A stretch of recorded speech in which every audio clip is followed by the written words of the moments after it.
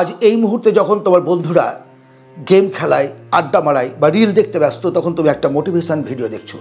অর্থাৎ তুমি স্বপ্ন দেখো জীবনে প্রতিষ্ঠিত হওয়ার এবং নিজেকে একটা সময় বড় জায়গায় নিয়ে যাওয়ার।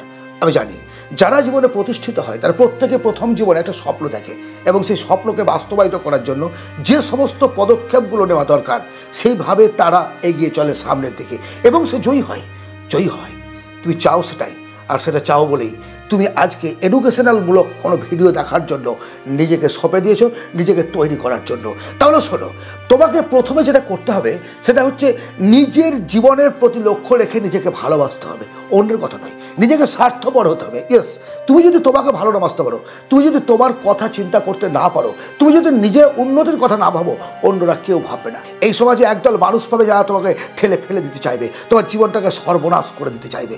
না, তাদের কোনো তোয়াক্কা না করে তুমি যে 1 to 10% মানুষের দলে নাম লিখেছো, স্বপ্ন দেখতে শিখেছো জীবনে বড় হওয়ার, সেই স্বপ্নের পেছনে ছোট স্বপ্নের পেছনে না, স্বপ্ন শুধু দেখলে হবে না, সেই স্বপ্নকে বাস্তবায়িত করার জন্য যে সমস্ত পদক্ষেপগুলো নেওয়ার দরকার সেগুলো তোমাকে নিতে হবে। আর সেটা তুমি ভালোভাবেই জানো কোন কোন পদক্ষেপ তোমাকে নিতে হবে।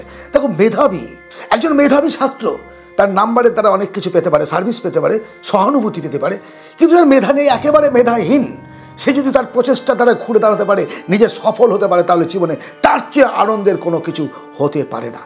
আজ থেকে সমালোচনাকে কোনো পাত্তা দেবে না। তুই যখন নতুন কিছু করতে চাইবে, নতুন কিছু ভাবনা ভাববে, তখন প্রত্যেকে তোমার সমালোচনা করবে, অনেকেই করবে। তোমার আত্মীয় স্বজন, পরিবার, বন্ধু বান্ধব অনেকে তোমার সমালোচনা করবে। তোর দ্বারা হবে না, তুই পারবি না, তোর এটা কাজ নয়, তোর দ্বারা এটা হবে না, এই ধরনের তোমার মনোবলকে ভেঙে দেওয়ার নেগেটিভ কথা বলার মানুষের কোনো অভাব তুমি এই সমাজে পাবে না। তাদের কোনো পাত্তা দেবে না, কোনো কথা শুনবে না। শুধু নিজের কথা শোনো, নিজের মনের কথা শোনো, নিজের বিবেকের কথা শোনো এবং সামনের দিকে এগিয়ে চলো। যখন তুমি সাফল্যের চূড়ায় পৌঁছাবে, যখন তুমি ধনী হবে, যখন তুমি প্রতিষ্ঠিত হবে, তখন দেখবে ওই মানুষগুলো বলবে, জানতাম তুই পারবি, কারণ তোর মধ্যে জেদ ছিল, জানতাম তুই পারবি, কারণ তোর মধ্যে সাহস ছিল, তোর কিছু করার ইচ্ছে ছিল।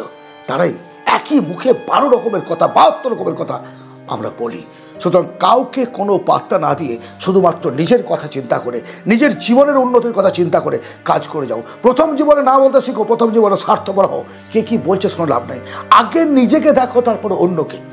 দিন শেষে আমরা সব একলা, কেউ থাকবে না কেউ। যখন তোমার দুটো পয়সার দরকার পড়বে, তখন তুমি কাউকে পাবে না। যখন তোমার মানসিক শক্তির জন্য কোনো বন্ধুর প্রয়োজন পাবে, তখন তুমি পাবে না, কাউকে পাবে না। হসপিটালের বেডে ছটফট করার সময় তোমার আত্মীয় আর খুব কাছের বন্ধু ছাড়া কাউকে তুমি পাবে না। সুতরাং সকলেই তোমার বন্ধু নয়, হ্যাঁ, তোমার সকলে শত্রু, সে কথা বলছি না, কিন্তু সকলে তোমার বন্ধু নয়। নিজের কথা চিন্তা করো। পয়সা থাকলে বন্ধু পাবে, পয়সা থাকলে আড্ডা মারার লোক পাবে। আগে নিজের জীবনটাকে এগিয়ে নিয়ে যাওয়ার জন্য যে সমস্ত পরিকল্পনাগুলো করার দরকার সেগুলো করো।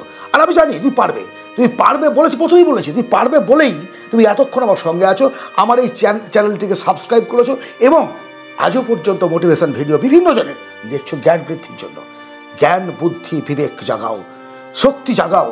একটা সবচেয়ে তোমাকে কথা বলি শোনো, একটা মেয়ে 6টা গাড়িওয়ালা একটা ছেলেকে বিয়ে করবে নাকি 6 প্যাকওয়ালা কোনো বডি বিল্ডারকে বিয়ে করবে?